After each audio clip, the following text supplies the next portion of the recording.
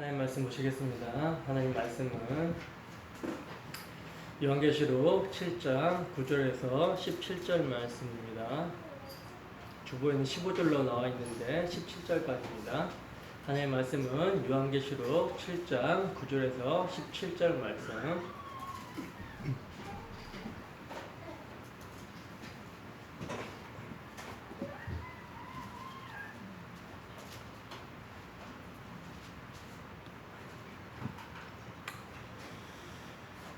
함께 읽습니다. 시작.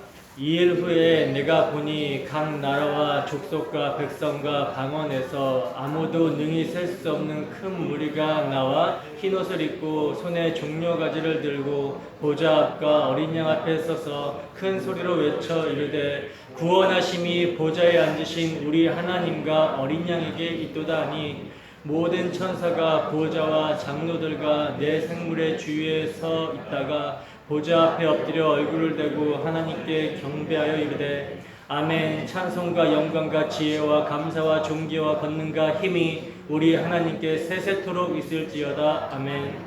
장로 중 하나가 응답하여 나에게 이 흰옷을 입은 자들이 누구며 또 어디서 왔느냐. 내가 말하기를 내 주여 당신이 아시나이다 하니 그가 나에게 이르되 이는 큰 환난에서 나오는 자들인데 어린 양의 피에 그 옷을 씻어 희게 하였느니라. 그러므로 그들이 하나님의 보좌 앞에 있고 또 그의 성전에서 밤낮 하나님을 섬김에 보좌에 앉으신 이가 그들 위에 장막을 치시리니 그들이 다시는 줄이지도 아니하며 목마르지도 아니하고 해나 아무 뜨거운 기운에 상하지도 아니하리니 이는 보좌 가운데 계신 어린 양이 그들의 목자가 되사 생명수 샘으로 인도하시고 하나님께서 그들의 눈에서 모든 눈물을 씻어 주실 것임이라. 아멘. 잠깐 기도하겠습니다. 사랑해 주님, 이 시간 주의 말씀을 듣고자 합니다. 듣는 귀와 듣는 마음을 허락하여 주셔서 우리가 주의 말씀을 들을 때 사람의 말로 받지 않게 하시고 하나님의 말씀으로 받게 하셔서 그 하나님의 말씀이 우리의 심령에 각인되게 하시고 하나님의 말씀이 살아 운동력 있게 역사함으로 우리가 주의 말씀에 순종하고 부복하며 감사 찬양을 주님께 올려드릴 수 있는 심령이 될 수 있도록 인도하여 주시옵소서. 하나님 이 시간도 정말 티끌에 불과한 사람이 주의 말씀을 들고 섰습니다. 주님께서 저희 입술과 마음의 생각을 주관하여 주셔서 온전히 주님의 나팔수가 되게 하셔서 우리 주 예수 그리스도의 복음의 나팔을 불게 하시고 복음이 선포될 때 전하는 자나 듣는 자나 서로 간에 한 성령 안에서 하나님께 나아갈 수 있는 귀한 심령들 될 수 있도록 함께하여 주시옵소서. 시종을 주님께 의탁합니다. 거룩하신 예수님 이름으로 기도드립니다. 아멘. 전투하는 교회의 위로와 소망. 전투하는 교회의 위로와 소망이라는 제목으로 하나님 말씀 증거하도록 하겠습니다. 한 주 동안 잘 지내셨습니까? 한 주 동안 말씀을 되새기고 묵상하시면서 사셨습니까? 어떻게 사셨어요? 수요일에 또 이 말씀을 드렸는데 저는 이번 주 한 주 동안 좀 바쁘게 살았습니다. 같이 공부하시는 목사님이 계시는데 목사님 아버님이 위독하시다고 하셔가지고 복음을 좀 전해달라고 하시더라고요. 근데 같이 공부하시는 목사님 아버님이 교회를 다니시지 않는 분이 아니거든요. 그런데도 이 목사님이 불안한 거예요. 아버님이 기복주의적으로 복음을 알고 있어가지고 불안하셔가지고 돌아가시기 전에 좀 복음을 전해달라. 제가 이제 스터디 리더거든요. 그러다 보니까 요청을 받고 월요일날 복음을 전하러 갔어요. 근데 저 차도 없고 상황도 예치 않았는데 좀 미뤘으면 좋겠다라는 생각이 들었거든요. 근데도 이제 위독하시다고 하니까 돌아가시 전에 좀 빨리 가서 복음을 전해야겠다 생각을 하고 월요일날 서둘러가지고 복음을 전하러 갔습니다. 그때 이제 전한 말씀이 히브리서 9장 말씀인데 한 번 죽는 것은 사람에게 정한 것이요 그 이후에 심판이 있다 라는 말씀으로 말씀을 전했어요. 그러면서 제가 이제 같이 공부하는 이제 목사님들도 같이 다 참석하는 자리에서 이런 말을 했어요. 어떤 말을 했냐면 지금 아버님께서 병상에 계시고 숨이 깔딱깔딱 넘어갈 듯 말 듯한 그런 상황에 계시는데 지금 여기서 말씀을 듣고 있는 우리도 지금 아버님과 똑같은 모습인 것이다.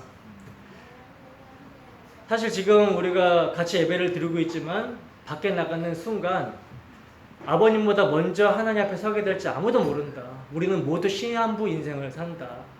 물론 병에 걸려서 지금 아버님이 아픈 가운데 계시지만 우리도 다 똑같이 하나님 앞에서 언제 갈지 모르는, 언제 하나님의 심판대 앞에 설지 모르는 그런 인생들이기 때문에 이 시간 우리에게는 지금 병상에 계신 아버님뿐만 아니라 우리에게도 뭐가 필요하다? 복음이 필요하다. 복음이 뭐가 돼야 된다? 현실이 돼야 된다. 이렇게 전했어요. 여러분들은 뭐가 현실이십니까? 복음이 현실이 되고 있습니까? 복음이 현실이 되고 있나요? 정말 여러분들에게 위로가, 아까 찬양하다 제가 울컥했는데 나의 주, 그 나의 주를 그 옆에서 서서 보게 될 그날이 정말 소망이십니까? 그거 볼 것으로 정말 위로를 받고 계십니까? 그게 우리의 진짜 참된 소망이 되어야 됩니다. 그게 우리의 위로가 되어야 돼요. 그렇기 때문에 항상 오늘이 마지막인 것처럼 오늘 주님 뵈게 됐을 때 정말 기다렸다는 듯이 주님 정말 뵙고 싶었습니다 라고 하면서 눈물을 흘릴 수 있는 그런 모습이 우리가 되기를 소원합니다. 정말 죽음 앞에서 사람이 신앙이 무엇인지가 드러난다고 그랬어요. 오늘 내가 죽는다면, 오늘 하나님 앞에 선다면 무엇을 가지고 가야 되는지, 무엇이 우리 가운데 붙잡아야 될 것인지를 우리가 늘 기억해야 돼요. 아무것도 못 가져갑니다. 아무것도 못 가져요. 그렇게 기복을 추구하고 복을 추구하고 세상의 가치를 추구하고 따라가셨었는데 병중에 누워가지고 아무것도 못 붙잡고 있어요. 그냥 산소호흡기 의지해서 이렇게 하고 있어요. 그 순간에 여러분 진짜 우리가 붙잡아야 될 게 뭐겠습니까? 예수 그리스도, 그분 한 번 붙잡으셔야 되는 겁니다. 그분 한 번 붙잡으셔야 된다는 거예요. 괜찮습니다. 세상에서 좀 못 살아도 괜찮고 어려워도 괜찮고 병들어도 괜찮습니다. 예수님만 우리의 마음 가운데 소망이 되면 돼요. 그 영원한 가치만 우리의 마음 가운데 진짜 참 가치가 되면 돼요. 그러기를 소원합니다. 지난 시간까지 우리는 7장 내용 중 절반 정도죠. 8절까지의 말씀을 자세히 살펴봤었습니다. 지난 시간까지 살펴봤었던 1절에서 8절까지의 내용이 무엇이었죠? 내용이 무엇이었습니까? 여러분 죄의 삭신 사망이 무엇인지, 죄에 대한 하나님의 진노하심이 무엇인지를 보여주는 사건이 어떤 사건입니까? 예수님의 십자가 사건이었습니다. 구약 성경은 이 사건을 감추어졌던 비밀의 경륜 가운데 이것을 여러 가지 모형과 그림자와 상징으로 계시를 하고 있었죠. 하나님의 죄에 대한 진노와 심판이 그 사망의 증상들로 역사 속에서 반복적이고 점진적으로 이렇게 드러나고 있었다는 거예요. 근데 여러분, 이 죄에 대한 하나님의 진노와 심판은요, 진노와 심판은 하나님께서 인간의 죄를 억제하지 않고 내버려 두시는 것, 이것이 심판이라는 거예요. 이것이 심판이라는 겁니다. 여러분, 이것이 재앙이라는 거죠. 여러분, 인생들의 죄로 말미암아 우주 만물이 저주를 받았습니다. 인생들의 죄로 말미암아 우주 만물이 저주를 받았다는 거예요. 그럼에도 하나님께서 우주 만물을 내버려 두시지 않고 붙들고 있기 때문에 세상이 지금 유지가 되고 있는 것이죠. 근데 하나님께서 죄에 대한 진노의 표출로서 그냥 세상을 내버려 두시면 어떻게 됩니까? 어떻게 돼요? 이제 그때는 이제 막 지진이 일어나고 화산이 폭발하고 해일이 막 쓰나미처럼 오게 되고 홍수와 기근과 산사태 막 별들이 쏟아지고 이런 천재지변이 나타나게 된다라는 거죠. 이건요 여러분 인생들도 마찬가지입니다. 하나님께서 인생들을 일반 은총 가운데 사람의 양심이라는 것과 사회법으로 그들을 억제하고 있어서 그렇지, 인생들을 하나님께서 그냥 내버려 두시면, 심판이 무엇인지를 보이시기 위해서 그냥 내버려 두시면 여러분 인류는 스스로 자멸하게 된다는 거예요. 스스로 지옥을 만들어내버립니다, 인간들은. 그래서 하나님께서 당신의 죄에 대한 진노를 보이시기 위해서 잠깐 인생들을 내버려 두시면 어떤 일이 일어납니까? 그래서 전쟁이 일어나는 거예요. 전쟁. 인류의 역사가 전쟁의 역사죠. 여러분 전쟁은요 사람들이 다 미쳐 있습니다. 미쳐 있어요. 이 법, 하나님께서 일반 은총 가운데 가둬두신 이 법을 타고 넘어가 버려서 미쳐버려요. 그래서 죽이지 않으면 죽는다고 생각하니까 죽이는 거예요. 빼앗지 않으면 뺏긴다고 생각하니까 뺏는 거예요. 자기의 욕구가 그냥 드러나 버리게 되는 거, 죄된 본성이 그냥 통제 없이 드러나 버리는 거, 살육의 현장. 여러분 이것이 전쟁입니다. 전쟁이라는 거예요. 여러분 하나님의 죄에 대한 진노로 세상을 이렇게 완전히 놓아버리게 되는 그날, 그냥 내버려 둬버리시는 그날이 여러분 세상이 멸망하는 날입니다. 지금 붙잡고 있는 거예요. 입맞을 자들이 있기 때문에. 근데 여러분 그 하나님께서 완전히 내버려 두신 그 심판의 날을 이미 미리 보여주셨죠. 그때가 언제였습니까? 그게 이제 2000년 전 하나님의 아들의 십자가 사건이었습니다. 인간들의 죄가 어느 정도인지, 하나님께서 죄에 대해서 어느 정도로 진노하시는지를 보여주는 사건이 십자가 사건이었다는 거예요. 하나님께서 인생들을 그냥 내버려 두어 봤더니 자신을 창조한 창조주를 죽이더라는 거죠. 당신의 아들을 십자가에 매다시기까지 죄에 대해서 심판해 버리시는 거예요. 여러분 이것이 하나님의 공입니다. 여러분 이 심판이 얼마나 무서운지, 얼마나 무서운 건지 아시겠습니까? 누가 이 하나님의 무시무시한 심판, 보호자에 앉으신 이와 어린 양의 진노로부터 피할 수 있겠습니까? 누가 이 죄에 대한 진노의 심판으로부터 그 앞에 설 수 있겠냐는 거예요.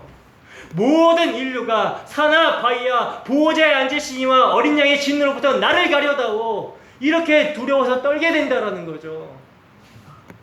근데 여러분 누가 이 죄에 대한 진노의 심판으로부터 그 앞에 설 수 있는가? 라는 질문에 설 수 있는 자가 있다고 합니다.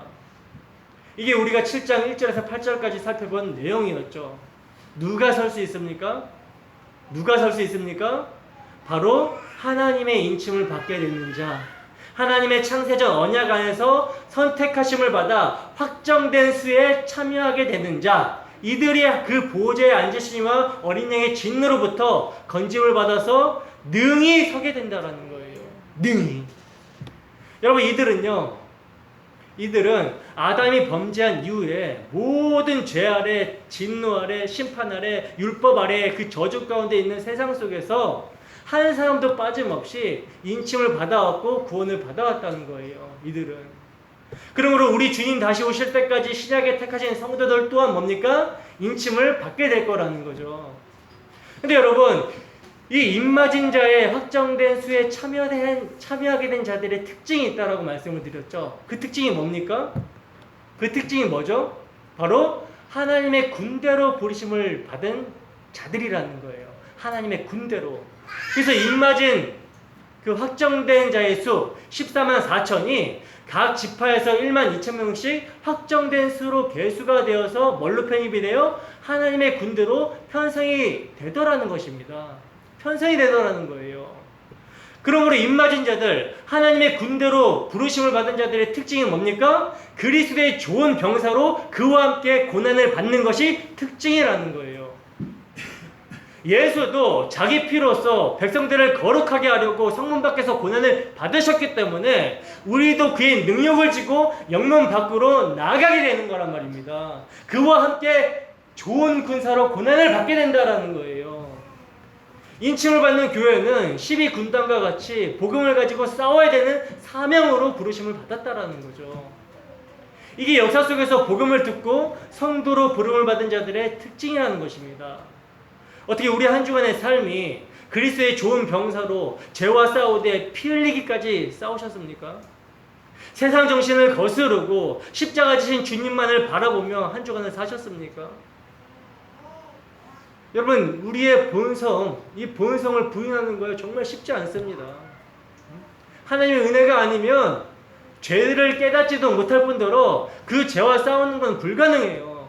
근데 하나님께서 우리의 죄를 폭로하셨을 때 이것을 인정하고 회개의 자리로 나아가는 거, 여러분, 이거 진짜 힘들고 진짜 고통스러운 거거든요. 근데 이러한 삶을 우리가 언제까지 사냐면 주님 다시 오실 때까지 우리 육체의 소욕을 받는 그날까지 우리가 이렇게 살아가야 된다는 거예요. 이거 쉽겠습니까? 쉬운 거 아닙니다, 절대.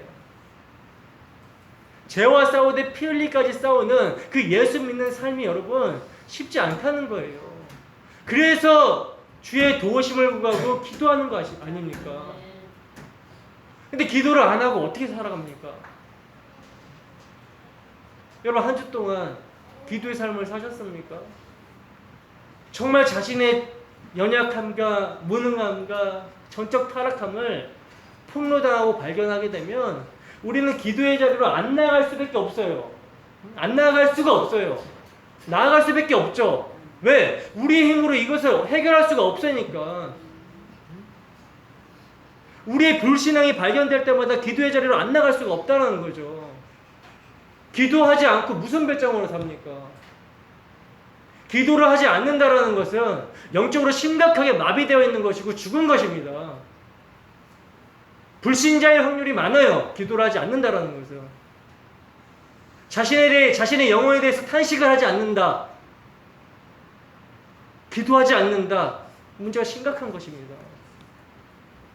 여러분, 우리가 정말 그리스도의 좋은 병사로 주와 함께 정말 전신갑주를 입고 주와 함께 고난을 받는 삶을 사셨다면 오늘 말씀은 정말 우리에게 위로가 되는 말씀일 것입니다. 왜냐하면 오늘 본문은요, 모든 싸움을 마친 후 안식하는 그 묵시에 완성된 그 천상의 교회를 보여줌으로써 역사를 살아가는 전투하는 지상의 교회에게 위로와 소망을 주고 있기 때문이라는 거죠. 그럼 우리 이 시간 주 성령께서 말씀을 밝히 깨닫게 해주시길 소원합니다. 그리하여 정말 그리스도 안에서 이미 승리한 우리의 모습이 어떠한 모습인지를 바라보며 주어진 역사 속에서 인내하며 복음의 소망으로 위로를 얻기를 주님의 이름으로 축원합니다. 본문 9절에서 10절 보겠습니다. 함께 읽습니다. 시작. 2일 후에 내가 보니 각 나라와 족속과 백성과 방언에서 아무도 능히 셀 수 없는 큰 무리가 나와 흰 옷을 입고 손에 종려가지를 들고 보좌 앞과 어린 양 앞에 서서 큰 소리를 외쳐 이르되 구원하심이 보좌에 앉으신 우리 하나님과 어린 양이 있도다 하니. 아멘.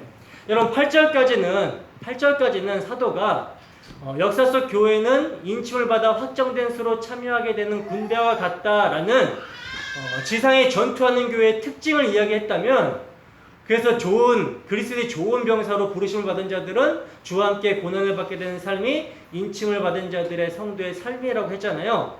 근데 이제 오늘 본문에서부터는 그 지상에 전투하는 교회가 천상에 어떻게 완성이 되어 있는지를 보여주고 있다는 거예요.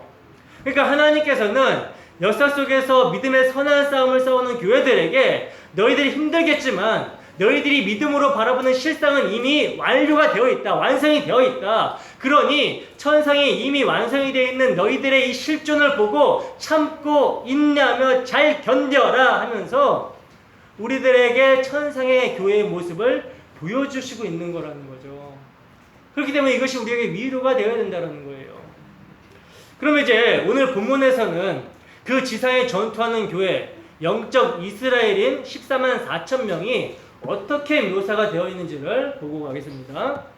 자, 보시면 2일 후에라고 하고 있는데 2일 후에, 여기서 2일 후에라는 말은 그 다음, 그 뒤에라는 말입니다. 자, 그 다음에 사도가 뭘 보고 있어요? 뭘 봤다 그래요? 각 나라와 족속과 백성과 방언에서 아무도 능히 셀 수 없는 큰 무리가 나오고 있는 것을 봤다 그러죠. 여러분, 구약의 12지파 곱하기 신약의 12사도, 그러니까 신구약 대표의 수를 곱하면 몇이에요? 144. 144인데 여기다가 1000을 곱해서 14만 4천. 이 14만 4천이 확정된, 예정된 수로 부름을 받은 영적 이스라엘이라고 했잖아요. 근데 여러분, 이 144 곱하기 1000에서 이 1000은 뭘 의미하는 수입니까? 1000은 뭘 의미한다라고 그랬죠? 완전성과 무한성을 나타내는 수라고 말씀을 드렸죠. 그러므로 전투하는 지상의 교회 14만 4천을 오늘 본문에서는 어떻게 표현하고 있는 겁니까? 각 나라와 족속과 백성 중에서 입맞은 아주 많은 무리로 표현을 하고 있는 거라는 거죠. 이 큰 무리가 오직 하나님과 어린 양에 의해서 구원받게 되는 숫자로서 사람이 더하거나 빼거나 할 수 없는 숫자라는 것입니다, 여러분. 그러니까 14만 4천의 해석이 오늘 본문의 말씀이라는 거예요. 근데 여러분, 셀 수 없는 큰 무리가 어디에서 나오고 있습니까? 어디서 나와요? 여러분, 이들이 나오는 곳이 각 나라와 족속과 백성과 방언이라고 그러죠. 여러분, 이 말씀은요, 하나님께서 아브라함에게 언약하신 그대로 이루어 주셨다라는 것을 보여주고 있는 거거든요. 그러니까 성경은 하나님께서 약속하시고 그 약속하신 것을 반드시 이루어내시는 것을 증거하고 있는 거란 말입니다.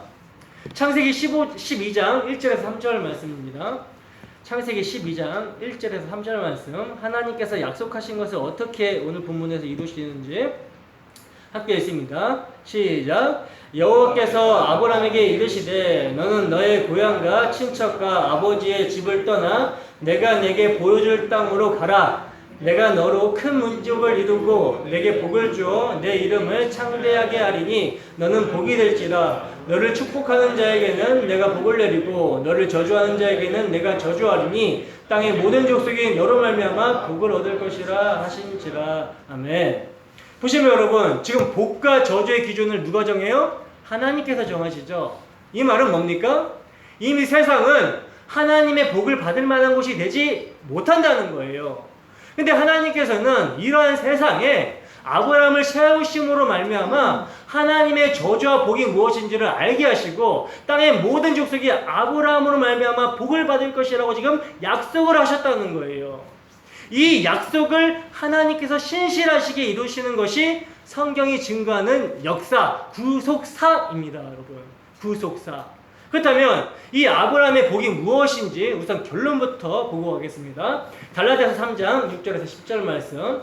갈라디아서 3장 6절에서 10절 말씀 여러분들 함께 한 목소리로 읽어보세요. 시작. 아브라함이 하나님을 위해 그것을 그에게 의로 정하셨다는 것 같으니라. 그런즉 믿음으로 말미암은 자들은 아브라함의 자손인 줄 알지어다. 또 하나님이 이방을 믿음으로 말미암아 의로 정하실 것을 성경이 미리 알고 먼저 아브라함에게 복을 주었되 모든 이방이 너로 말미암아 복을 받으리라 하느니라.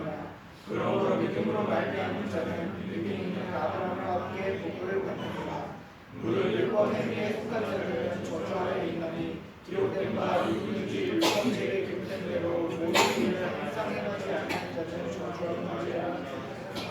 아멘. 자, 보시면 여러분, 하나님께서 창세기에서 아브라함에게 약속하신 복이 무엇인지 바울 사도가 명확하게 지금 이야기를 해주고 있는데, 그 복이 뭡니까? 율법을 지켜서 의롭다함을 받으려면 저주를 받을 수밖에 없다는 거예요. 저주를 받을 수밖에 없기 때문에 하나님께서 아브라함에게 약속하신 그 후손이 율법의 저주에서 우리를 속량해 주셔야 된다는 거죠. 그러므로 예수를 믿음으로 의롭다 하심을 얻는 것이 하나님께서 아브라함에게 약속하신 복인 것입니다. 그래서 이방인도 믿음으로 의롭다함을 얻는 복을 받게 되는 것을 이미 아브라함에게 약속하신 것이고, 이를 하나님께서 어떻게 신실하게 성취하셨다는 거예요. 창세기 13장 16절입니다. 함께 했습니다. 시작. 내가 내 자손이 땅의 티끌 같게 하리니 사람이 땅의 티끌을 능히 셀 수 있을진데 내 자손도 세리라. 아멘. 창세기 15장 5절에서 6절 말씀입니다. 함께 했습니다. 시작. 그를 이끌고 밖으로 나가 이르시되 하늘을 우러러 무뼈를 셀 수 있나 보라. 또 그에게 이르시되 내 자손이 이와 같으리라. 아브라함이 여호와를 믿으니 여호와께서 이를 그의 공의로 여기시고. 보시면 여러분, 하나님께서는 아브라함의 자손을 땅의 티끌같이 하늘의 무별같이 될 거라고 말씀을 하고 계시죠. 여러분, 사람이 땅의 티끌을 셀 수 있습니까? 없어요. 여러분, 사람의 땅의 티끌을 어떻게 셀 수 있으며 하늘의 별을 어떻게 다 셀 수 있겠습니까? 근데 여러분, 하나님께서 이런 약속을 주신 것은요, 아브라함과 그 자손에게 하신 말씀인데 그 자손을 한 사람이라고 말씀하고 있다는 거예요. 한 사람이라고. 갈라디아서 3장 16절입니다. 갈라디아서 3장 16절 함께 했습니다. 시작. 이 약속들은 아브라함과 그 자손에게 말씀하신 것인데 여럿을 가리켜 그 자손들이라 하지 아니하시고 오직 한 사람을 가리켜 내 자손이라고 하셨으니 곧 그리스도라. 아멘. 그러므로 아브라함과 이방인도 오직 한 사람 예수 그리스도로 복을 받는데 그 숫자는 뭡니까? 하늘의 별과 같고 땅의 모래와 같이 셀 수 없게 많게 된다라는 거예요.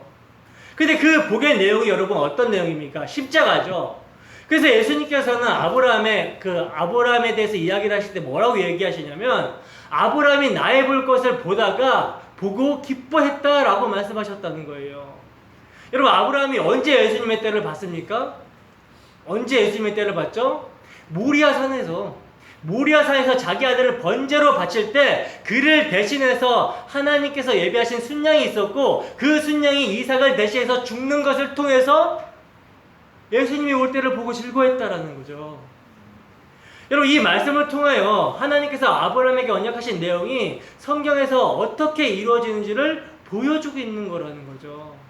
아브라함에게 언약하신 하나님께서 예수 그리스도를 통하여 구원받아 나오는 무리가 아무라도 능히 셀 수 없는 큰 무리가 되게 하신다라는 그 약속을 이루셨다라는 것입니다. 근데 여러분, 이렇게 하나님께서 아브라함에게 약속하신 대로 이루어진 큰 무리가 지금 나와가지고 어디에 서 있다라고 말씀하고 있습니까? 어디에 서 있다 그래요? 그들이 보좌 앞과 어린 양 앞에 서 있다라고 말씀하고 있다는 거죠. 여러분, 이 모습은요, 우리가 구속사의 맥락으로 바라볼 때, 아니 성경 전체를 통틀어서 보게 될 때도 가장 중요한 해답, 가장 중요한 핵심이 여기에 있는 것입니다. 여기 있다라는 거예요. 여러분, 인류의 시조는 죄로 말미암아 하나님 앞에서 추방을 당했습니다. 그리고 그 안에서 모두 다 범죄했다라는 거예요. 그렇기 때문에 그 이후로 누구도 하나님 앞에 설 수 있는 자가 있다 없다? 없다라는 거죠. 보좌에 앉으시니와 어린 양의 그 진노 앞에서 설 수 있는 사람, 아담 이후로 아무도 없다라는 거예요. 아무도 없는 것입니다.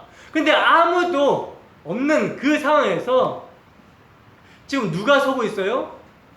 아무도 능히 설 수 없는 큰 무리가 지금 서고 있다라는 거죠.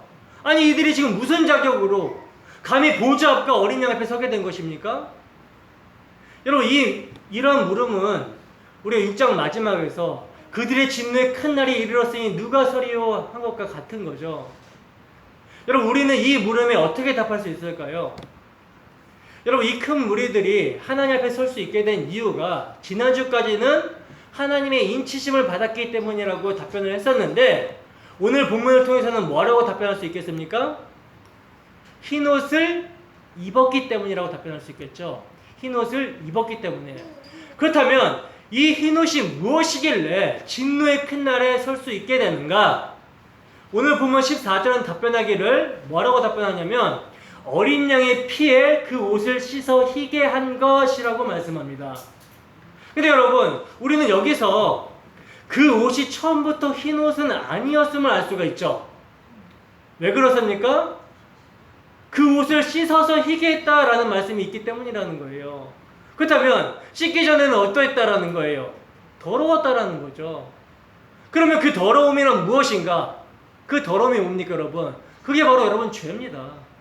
죄. 여러분, 이 사람들은 원래 죄로 이렇게 막 오염되어 있고 더러워져 있었지만 그리스도께서 그분의 피로 그들을 씻기셨다는 거예요. 아니, 피가 옷을 희게 할 수 있는가? 여러분, 상상이 안 되죠. 하지만 그리스도의 피는 희게 한다라는 것입니다. 왜냐하면 그 어떤 세제도 없앨 수 없는 제 얼룩을 제거하기 때문이라는 거죠. 그래서 하나님께서는 이사야 선지자를 통해서 우리에게 죄를 씻겨주시겠다라고 말씀하셨다는 거예요. 이사야서 1장 18절 말씀입니다. 이사야서 1장 18절 말씀 함께 했습니다. 시작. 여호와께서 말씀하시되 오라 우리가 서로 변론하자. 너희의 죄가 주홍 같을지라도 눈과 같이 희어질 것이요 진홍같이 붉을지라도 양털같이 희게 되리라. 아멘. 정확하게 뭐라 그래요? 우리의 죄를 씻어주신다라고 말씀하고 있죠. 근데 여러분, 무엇으로 씻어주신다라고 말씀합니까? 오늘 본문에선 어린 양의 피로 씻어주셨다라는 거예요. 그리고 히브리서 기자는 이렇게 말씀하고 있습니다. 히브리서 9장 14절 말씀 함께 보겠습니다. 함께 있습니다. 시작. 영원하신 성령으로 말미암아 흠없는 자기를 하나님께 드린 그리스도의 피가 어찌 너희 양심을 죽은 행실에서 깨끗하게 하고 살아계신 하나님을 섬기게 하지 못하겠느냐. 아멘. 여러분, 예수님의 피가 그리스도의 십자가에 피 흘려 주심이 우리를 죽은 행실에서 깨끗하게 하고 살아계신 하나님을 섬기게 하실 수 있다라고 말씀하고 있다는 거예요. 그러니까 우리는 우리의 죄를 가지고 누구에게 나아가야 되는 것입니까? 그리스도의 십자가 앞으로 나아가야 되는 거라는 거죠. 그리고 그 십자가에서 피 흘려 대속하신 그리스도의 은혜를 힘입어 하나님을 예배하며 섬겨야 되는 것입니다. 근데 여러분, 오늘날 교회당에 출입하는 많은 교인들이 자신의 행위를 가지고 하나님 앞에 서려고 하는 모습을 왕왕 보게 되죠. 그리고 우리의 모습 가운데도 그런 모습이 없지 않아 있지 않습니까? 온통 내가로 도배되어 있어요. 그런데 여러분, 복음이라는 것은요, 그 내가를 부숩니다. 그 내가를 부신다는 거예요. 여러분 잘 알고 계셔야 되는데, 하나님 앞에서는 우리의 행위를 들고 절대 못 나갑니다. 우리가 우리의 어떤 자랑이라는 것을 조금이라도 들고 하나님께 나아간다면 그 예배는 하나님께 받으시지 않는다는 거죠. 큰일 나는 거예요. 그래서 우리는 우리의 감사의 삶 또한 늘 점검해야 된다는 거죠. 감사의 삶 또한. 정말 하나님의 은혜로 내가 무너지고 정말 내가 부인당한 상태에서 내 안에 사신 예수가 드러나고 있는가? 그 예수님만 찬양받고 있는가? 그 예수님만 자랑되고 있는가? 이거 점검해야 됩니다, 여러분. 여러분, 구원받은 성도의 삶은 예수의 의를 자랑하는 삶이고 예수의 의 앞에서 내 의는 무너지는 삶인 것입니다. 성도에게 있어서 마땅히 나와야 되는 감사의 삶 또한 그 행위로 하나님 앞에 설 수 없어요. 결코 자랑할 수 없습니다. 그것으로 천국 가거나 그것으로 상급을 쌓는 것이 아니라는 거예요. 예수 그리스도의 십자가의 피 말고는 성도가 내어놓아야 되는 것은 아무것도 없습니다. 여러분 잘 들으셔야 돼요. 죄인을 하나님 앞에 설 수 있게 해주는 그 권능은 칭의, 의롭다 여겨주심에 있는 것이지 성화에 있는 것이 아니라는 것입니다. 많은 분들이 복음은 구원에 이르는 입문이고 그 후로는 성화에 달성하는 양 우리가 성화하자라고 말하고 있는데 절대 아닙니다. 성경은 말씀합니다. 로마서 5장 9절입니다. 함께 했습니다. 시작. 그러면 이제 우리가 그의 피로 말미암아 의롭다 하심을 받았으니 더욱 그로 말미암아 진노하심에서 구원을 받을 것이니. 아멘. 여러분, 의롭다 하심을 받는 것이 왜 그렇게 중요합니까? 왜 그렇게 중요하죠? 진노하심에서 구원을 얻을 수 있는 유일한 근거가 되기 때문이라는 거죠. 그러므로 복음의 핵심인 칭의는 우리가 날마다 붙들고 있어야 되며 십자가의 다 이루심이 가시적으로 드러나게 되는 그 진노의 그날까지 꼭 붙들고 있어야 될 복음의 핵심이라는 거예요. 로마서 8장 29절에서 30절 말씀입니다. 함께 했습니다. 시작. 하나님이 미리 아신 자들을 또한 그 아들의 형상을 본받게 하기 위하여 미리 정하셨으니 이는 그로 많은 형제 중에서 맏아들이 되게 하려 하심이니라. 또 미리 정하신 자들 그들을 또한 부르시고 부르신 그들을 또한 의롭다 하시고 의롭다 하신 그들을 또한 영화롭게 하셨느니라. 아멘.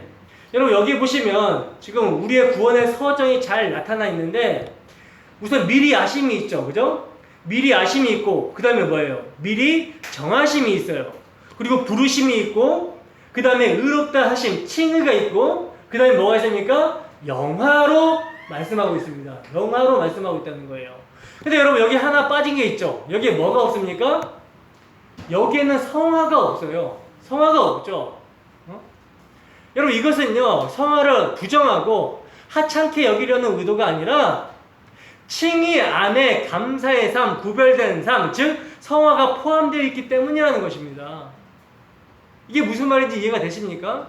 즉 죽은 개만도 못한 나 같은 인간이 어떻게 하나님께 의롭다 여김을 받게 되었는지 그 아들의 십자가를 진정으로 알게 된 자들은 감사의 삶, 찬송의 삶, 구별된 삶, 분투의 삶을 살아가게 된다라는 거예요.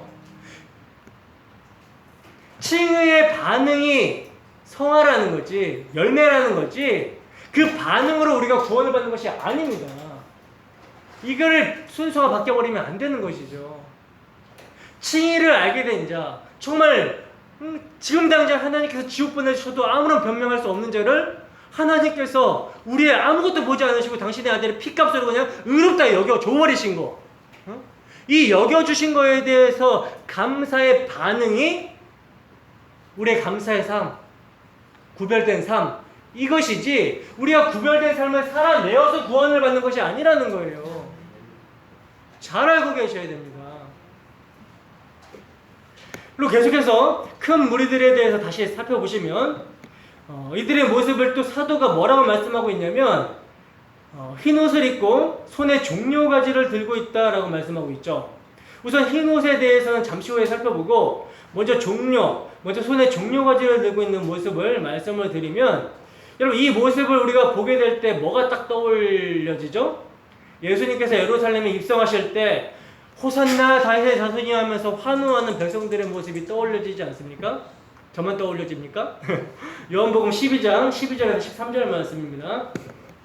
함께 했습니다. 시작. 그 이튿날에는 명절에 온 큰 무리가 예수께서 예루살렘에 오신다는 것을 듣고 종려나무 가지를 가지고 맞으러 나가 외치되 호산나 찬송하리로다 주의 이름으로 오시는 이 곧 이스라엘의 왕이시여 하더라. 아멘. 자, 여러분 예수님께서 이제 그 당신의 메시아 사역을 감당하시려고 자신의 십자가 지실 때를 아시고 이제 예루살렘으로 올라가시는 거예요. 예루살렘으로 올라가시는데 당시 사람들이 예수님의 이 모습을 보고 엄청 환영하고 있는 거죠. 근데 여러분 지금 이 당시 사람들은요 예수님이 나귀를 타고 예루살렘으로 입성하시는 모습을 보면서 막 호산나 다윗의 자손이여 이렇게 막 환영을 하고 있긴 하지만 이들이 지금 예수님을 어떻게 알고 환영하고 있는 것입니까? 로마를 무찌르고 자기의 나라를 독립하게 해주고 번영하게 해줄 정치적, 군사적, 경제적 메시아로 보고 환영을 하고 있는 것이죠. 예수님이 죽으러 오신 메시아라는 사실, 죽으러 오신 왕이라는 사실, 저들에 대해서 그들을 구원하시기로 오신 왕이라는 사실, 이거는 전혀 모르겠다라는 거예요. 성도입니까? 아닙니까? 성도가 아니라는 거죠. 성도가 아니라는 거예요. 지금 막 손을 흔들면서 호산나 우리를 구원하세요 막 이렇게 찬송을 하고 있지만 이것은 예수님이 누구신지 모르는 찬송이라는 거죠. 그래서 이들이 누구를 죽입니까? 내가 그 일 하러 오신 메시아 아니다. 내 나라는 세상에 속한 나라가 아니다. 라고 했을 때 이들이 누굴 죽여버려요? 민중의 분노가 예수를 죽여버려요. 이거를 가지고 선동을 하잖아요. 바리새인들과 그 사내들이 공의 그 회원들이 이거를 가지고 백성들을 선동해서 예수를 죽이잖아요. 그러나 오늘 본문에 등장하는 큰 무리들은요 천상의 교회로서 천상교회 성도들로서 예수님에 대해서 그러니까 그리스도에 대한 바른 인식 속에서 찬송을 하고 있는 거라는 거죠. 바른 인식 속에서 여기서 종려가지를 든다는 것은 왕을 맞이하는 기쁨 속에서 행했던 풍습이거든요. 그러니까 여러분 이것이 묵시에 완성된 그 교회인 우리의 모습이라는 거예요. 그러니까 우리는 지상에 전투하는 교회로서 천상의 교회를 믿음으로 바라보며 살아야 되는 것입니다. 그렇기 때문에 성도는 우리를 구원하신 그 주님의 왕되심을 정확하게 인식을 하고 호산나 하면서 찬송을 할 수가 있어야 되는 거라는 거죠. 그래서 구원받은 자만 제대로 찬송할 수 있는 거예요. 구원받지 못한 자들이 하는 것은 뭡니까? 그 노래죠. 노래.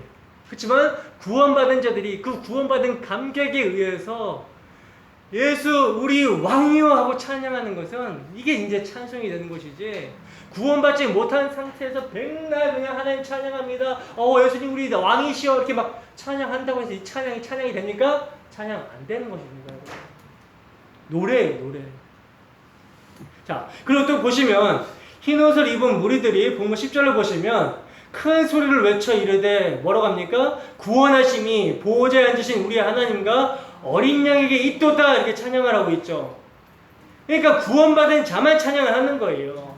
여러분, 죄에서 구원함을 받은 자들이라면, 나 같은 죄인이 옳다함 얻음을 받았다는 사실을 알게 된 자들이라면 마땅히 우리에게서 이런 외침이 나와야 되는 것이죠. 이러한 찬양이 목소리 높여 전심을 다해 찬양하는 모습이 나와야 되는 것이죠. 이사야서 61장 10절 봅시다. 함께 했습니다. 시작. 내가 여호와로 말미암아 크게 기뻐하며 내 영혼이 나의 하나님으로 말미암아 즐거워하리니 이는 그가 구원의 옷을 내게 입히시며 공의의 겉옷을 내게 더하심이 신랑이 사물을 쓰며 신부가 자기 보색으로 단장함 같게 하셨습니다. 아멘. 시편 71편 15절에서 16절입니다. 함께 했습니다. 시작. 내가 측량할 수 없는 주의 공의와 구원을 내 입으로 종일 전하리이다. 내가 주 여호와의 능하신 행적을 가지고 오겠사오며 주의 공의만 전하겠나이다. 아멘. 여러분, 이게 다 뭡니까? 구원받은 자의 감사와 기쁨의 찬양이거든요. 여러분, 이 찬양을 언제 부르는 것입니까? 언제 부르는 거예요? 이 찬양은 하나님 나라에 들어가서 하게 되는 내용이 아니라 지금 성도라면 마땅히 찬양되어져야 되는 내용이라는 거예요. 왜냐하면 우리는 이곳에서, 이 세상 속에서 믿음으로 하나님 나라를 살고 있기 때문이라는 거죠. 그리고 오늘 본문을 보시면 성도들의 찬양 후에 누가 찬양하고 있습니까? 천사들이 찬양하는 것을 보게 되죠. 본문 11절에 12절입니다. 함께 읽습니다. 시작. 모든 천사가 보좌와 장로들과 내 생물의 주위에 서 있다가 보좌 앞에 엎드려 얼굴을 대고 하나님께 경배하여 이르되 아멘. 찬송과 영광과 지혜와 감사와 존귀와 권능과 힘이 우리 하나님께 세세토록 있을지어다. 아멘 하더라. 자, 여러분, 이들의 찬송을 통해서 뭘 알 수 있죠? 이들의 찬송을 통해서 알 수 있는 것이 무엇입니까? 성도의 구원을 천상의 모든 피조물들이 함께 기뻐하면서 함께 하나님께 영광을 돌리고 있다는 거죠. 예수님께서도 누가복음 15장에서 비유로 말씀하셨어요. 누가복음 15장 8절에서 10절입니다. 함께 읽습니다. 시작. 어떤 여자가 10 드라크마가 있는데 하나를 잃으면 등불을 켜고 집을 쓸며 찾아내기까지 부지런히 찾지 아니하겠느냐. 또 찾아낸즉 벗가 이웃을 불러 모으고 말하되 나와 함께 즐기자. 이른 드라크마를 찾아내었노라 하니라. 내가 너희에게 이르노니 이와 같이 죄인 한 사람이 회개하면 하나님의 사자들 앞에 기쁨이 되느니라. 아멘. 여러분, 지금 우리는 죄를 회개하고 어린 양의 구원을 받아들인 셀 수 없는 큰 무리의 성도와 함께 주 앞에 서고 있다는 것입니다.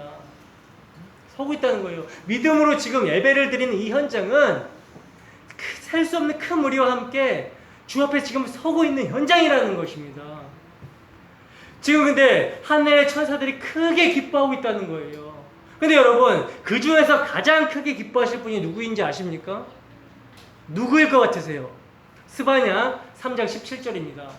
스바냐서 3장 17절 함께 읽습니다. 시작. 너희 하나님 여호와가 너희 가운데 계시니 그는 구원을 베푸실 전능자시라. 그가 너로 말미암아 기쁨을 이기지 못하며 너를 잠잠히 사랑하시며 너로 말미암아 즐거이 부르며 기뻐하시리라 하리라. 아멘.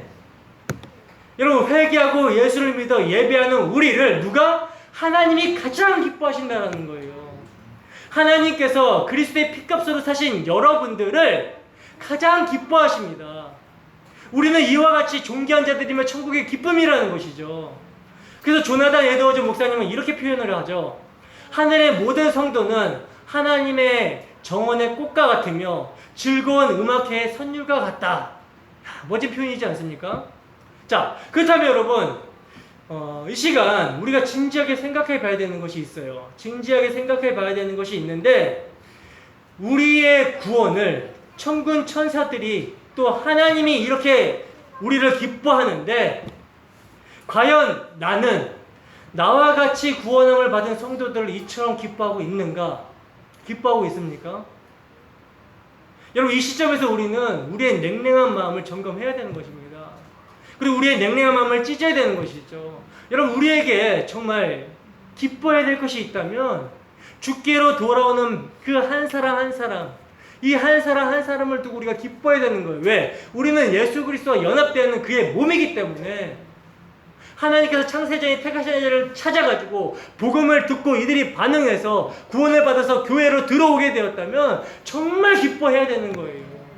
근데 그런 마음이 없다면 회개해야 되는 것이죠. 우리의 냉랭한 마음을 찢어야 되는 것입니다. 이제 우리 가운데 영혼의 사랑하는 마음이 회복되어지기를 소원합니다. 영혼 사랑의 회복은 바로 복음의 회복이에요.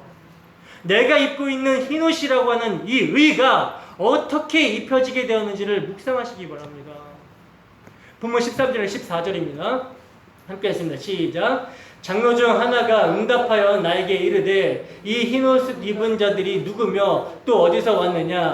내가 말하기를 내 주여 당신이 아시나이다 하니 그가 나에게 이르되 이는 큰 환난에서 나오는 자들인데 어린 양의 피에 그 옷을 씻어 희게 하였느니라. 아멘.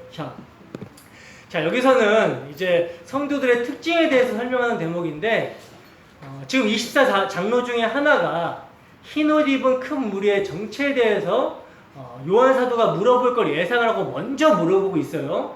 그리고 이제 요한 사도가 대답을 못하자 대신 대답을 해주죠. 뭐라고 대답을 해줍니까? 큰 환난에서 나오는 자들이라고 말해주죠.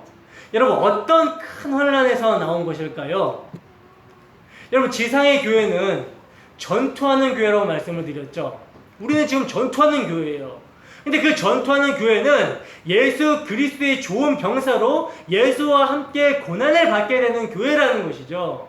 그러니까 우리는 지금 큰 환난을 통과하고 있는 역사 속 교회이며, 우리의 완성된 묵시의 천상의 교회는 큰 환난을 이미 통과한 교회라는 거예요. 아직 우리에게는 미래의 일이지만 믿음으로 우리는 그걸 지금 끌어당겨서 보고 있는 거란 말입니다. 그렇기 때문에 우리는 지금 현 시점의 역사에서는 큰 환난을 당하고 있는 교회이며, 묵시의 천상의 교회는 뭡니까? 환난을 통과한 교회가 되는 거라는 거예요. 이해가 되십니까? 자, 이걸 좀 이해를 하려면 출애굽 강야의 이스라엘 백성을 떠올리면 좋을 것 같아요. 여러분, 이들이 우리의 거리라고 말씀을 드렸죠. 여러분, 이들은 40년 광야에서 어떤 삶을 살았습니까? 나그네 삶을 살았습니다. 광야 나그네 삶을 살았다는 거예요. 그래서 그곳 광야에서 왜 사람이 떡으로 사는 것이 아니라 하나님의 말씀으로 사는지를 배우는 배움의 장이 광야였다라는 거죠. 그래서 여러분, 그들은요, 그곳에서 여러 가지 어려움을 겪게 됩니다. 그러나 하나님의 백성들은 결국 약속의 땅, 가나안 땅에 도착하게 되고, 그리고 그 땅에서 유월절을 지킴으로 말미암아 자신들이 이곳에 이르게 된 것은 어린 양의 피로 인함임을 기억했다라는 거예요. 여러분, 이와 같이 주의 군대로 부름을 받고 살아가는 우리의 인생이라는 광야는 큰 환난과 또 같다라는 거죠. 끊임없이 우리를 유혹하며 하나님을 등지도록 하는 그런 시도들이 찾아오고요, 공중거세 잡은 자 마귀와의 그 치열한 싸움을 싸우게 됩니다. 그렇게 싸우다가 결국 어디에? 하나님 나라에 이르게 된다라는 거죠. 여러분, 성도에게 고난이 없다? 이것은요, 자기 죄와 싸워보지 않은 사람인 거예요. 여러분, 성도는요, 예수 그리스도와 연합된 증거를 반드시 갖습니다. 자기를 부인하고 세상을 등지고 세상과 반대되는 방향으로 한번 나아가 보세요. 핍박이 없는지, 고난이 없는지, 손해가 없는지 반드시 있습니다. 근데 성도는 큰 환난을 경험하지만 그 환난에 영혼이 파멸되지 않고 완전히 하나님 나라에 이르게 된다라는 거예요. 주 성령께서 말씀에 연합된 삶을 살게 하시는 거란 말입니다. 이 환난에 대해서 하나님이 보호하시며 인도하실 것을 본문 16절에서 17절은 이렇게 말씀하고 있습니다. 함께 읽습니다. 시작. 그들이 다시는 줄이지도 아니하며 목마르지도 아니하고 해나 아무 뜨거운 기운에 상하지도 아니하리니 이는 보호자 가운데 계신 어린 양이 그들의 목자가 되사 생명수 샘으로 인도하시고 하나님께서 그들의 눈에서 모든 눈물을 씻어 주실 것입니다. 아멘. 여러분, 기복주의가 만연한 한국교회에 성도의 인생이 탄탄대로라고 생각하는 사람들이 굉장히 많습니다. 굉장히 많아요. 탄탄대로. 네, 맞습니다. 탄탄대로. 그러나 그것은 우리의 영혼, 우리들의 영혼의 길이 안전하다라는 말이지 인생 여정이 탄탄하다는 말이 아니죠. 순탄하다라는 말이 아니죠. 여러분, 하나님께서는 그러한 큰 환난을 통해 성도를 양육하시면서 하나님만을 의지하는 자로 만들어내신다라는 거예요. 그러나 그리스도의 피에 관심을 갖지 않는 자들, 새 속에 뒹굴면서 그리스도의 피로 죄의 더러움을 씻지 않는 자들은 큰 환난 속에서 결국 멸망당해서 누가 어린 양의 진노 앞에 서리요라는 탄식으로 마치게 될 것입니다. 탄식으로 마치게 될 거라는 거예요. 여러분, 이것을 분명하게 기억하십시오. 분명하게 인식하고 있어야 되는 거예요. 탄식으로 마치겠습니까? 아니면 기쁨으로 마치겠습니까? 기쁨으로 소망 중에서 주를 맞이하기를 소원합니다. 그리고 이제 마지막으로 본문 15절에 17절은 어린 양의 피로 옷을 씻어 희귀한 자들의 최종 모습에 대해서 말해주고 있습니다. 여러분, 15절 말씀의 순서를 한번 주목해 보세요. 그러므로 그들이 하나님 보좌 앞에 있고, 그리고 뭡니까? 하나님을 섬기고, 그리고 뭐예요? 그들 위에 장막을 치시니 라고 그러죠. 여러분, 이러한 상태가 바로 뭡니까? 십자가에서 다 이루신 하나님께서 역사를 이끄시면서 성취하신 하나님 나라이며, 이를 우리는 역사라는 시간 속에서 믿음으로 누리는 것입니다. 여러분, 보좌에 앉으시니까 그들 위에 장막을 치신다라고 말씀하고 있어요. 여러분, 하나님께서 백성들 가운데 장막을 치신 때가 있었죠. 그때가 언제였어요? 구약 시대였습니다. 시편 15편 1절에 보면 여호와여 주의 장막에 머무를 자 누구오며 주의 성산에 사는 자 누구이니까. 장막이 쳐진 삶이 구약의 삶이었다라는 거죠. 그런데 여러분, 이것은 예수 그리스도의 그 참 성전의 모형이었을 뿐이었다라는 거죠. 그리고 이제 이 모형들의 실체가 오셨습니다. 하나님의 아들이 장막이 되셔서 성육신 하심으로 이 땅 가운데 스케노 함께 하셨다라는 거예요. 장막을 치셨다라는 거죠. 요한복음 1장 14절 함께 읽습니다. 시작. 말씀이 육신이 되어 우리 가운데 거하심에 우리가 그의 영광을 보니 아버지의 독생자의 영광이요 은혜와 진리가 충만하더라. 여러분, 우리 주님께서는 말씀이 육체가 되어 오셔서 진정으로 성도들과 함께 이 땅에 계셨습니다. 역사적 사실이에요, 이게. 그러나 이것이 완성이 아니죠. 이것이 완성이 아니었죠. 하나님께서는 오늘 본문 15절에서 이제 또 장막을 치시겠다라고 말씀하고 있다는 거예요. 그러니까 여러분, 주님의 성육신, 초림은 궁극적 함께하심이 아니었습니다. 바로 오늘 본문 15절에 장막을 치시기 위해서 성육신 하셨던 거라는 거죠. 다른 말로 십자가의 죽으심으로 죄가 해결이 되어야지만이 진정한 장막이 쳐질 수 있기 때문에 우리 주님은 성육신 하신 것이고, 십자가에서 죽으시고 다 이루심으로 성령을 보내셔서 우리가 온전한 장막이신 주님과 함께 하심을 보증하고 있는 거란 말입니다. 보증하고 있다라는 거예요. 예수님께서 십자가에서 다 이루셨을 때 우리의 그 완성된 천사의 교회는 성취가 되어버린 거예요. 이것을 성령을 보내셔서 보증을 하고 있다는 거죠. 그렇기 때문에 성령이 우리 안에서 보증을 하고 있기 때문에 우리는 그 천상의 하나님 나라를 소망 가운데 기다리고 고대합니다. 그 온전한 장막의 모습을 계시록 21장 1절에서 4절 말씀은 이렇게 표현하고 있죠. 계시록 21장 1절에서 4절 말씀입니다. 함께 했습니다. 시작. 또 내가 새하늘과 새 땅을 보니 처음 하늘과 처음 땅이 없어졌고 바다도 다시 있지 않더라. 또 내가 봄에 거룩한 성 새 예루살렘이 하나님께로부터 하늘에서 내려오니 그 준비한 것이 신부가 남편을 위하여 단장한 것 같더라. 내가 들으니 보좌에서 큰 음성이 나서 이르되 보라 하나님의 장막이 사람들과 함께 있음에 하나님이 그들과 함께 계시리니 그들은 하나님의 백성이 되고 하나님은 친히 그들과 함께 계셔서 모든 눈물을 그 눈에서 닦아주시니 다시는 사망이 없고 애통하는 것이나 곡하는 것이나 아픈 것이 다시 있지 아니하리니 처음 것들이 다 지나갔음이로라. 아멘.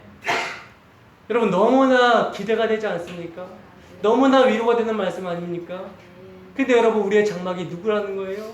예수님이라는 거예요. 예수님이 우리의 장막이라는 것입니다. 예수 안에서 우리가 하나님의 장막이 되는 것입니다. 근데 여러분 우리가 한 가지 알아야 될 사실은 뭐냐면 하나님께서 그들의 눈에서 모든 눈물을 씻어주실 것이라는 이 말씀은요 단지 훗날 미래에 완성된 하나님 나라에서만 가능하다라는 것이 아니라 오늘 이 시간 우리는 믿음으로 그 위로를 누릴 수 있어야 된다라는 거예요. 그래서 바울 사도는 로마서 5장에서 이렇게 말씀하고 있죠. 다만 이뿐 아니라 우리가 환난 중에서도 즐거워하나니 이는 환난은 인내를, 인내는 연단은, 연단은 소망을 이루는 줄 알미로다. 여러분 사도는 이 땅에서도 환난 중에서 즐거워할 수 있음을 말씀하고 있다라는 거죠. 여러분 계시록에서 위로와 격려를 받는 안식의 상태인 그 천상의 교회를 보여주는 것은요 그 나라를 바라보며 소망 중에 살게 되면 이 땅에 사는 동안 환난 중에서도 즐거워할 수 있게 된다는 것을 말씀해 주기 위한 의도에서라는 거예요. 여러분 그 나라를 누리고 있습니까? 그 나라가 우리에게 지금 위로가 되고 있습니까? 이제 7장을 총 정리하겠습니다. 계시록을 십자가 복음 중심으로 보게 되면요 7장은 삽입장이 아니라 중심장이라는 사실을 우리는 알게 되죠. 왜 그렇습니까? 7장의 중심 주제가 복음이기 때문이라는 거예요. 복음이 어떻게 나타나 있습니까? 6장 17절에서 그들의 진노의 큰 날이 이르렀으니 누가 능히 서리요 하고 여기에 제기된 문제에 대한 해답으로 하나님의 인치심과 어린 양의 피로 씻김이라는 복음의 핵심을 7장은 말씀해주고 있다라는 것이죠. 여러분 우리는 그리스도의 보혈로 우리의 죄로 물든 옷을 씻었고 그리스도의 흰 옷을 입고 하나님 앞에 나아갈 수 있게 되었음을 7장에서 살펴봤었습니다. 우리가 이 시간 7장을 통해서 영광스러운 교회의 모습을 보게 된 것처럼 우리들의 삶이 하나님의 영광을 드러내며 찬송하는 삶이 되기를 주님의 이름으로 축원합니다. 기도하겠습니다.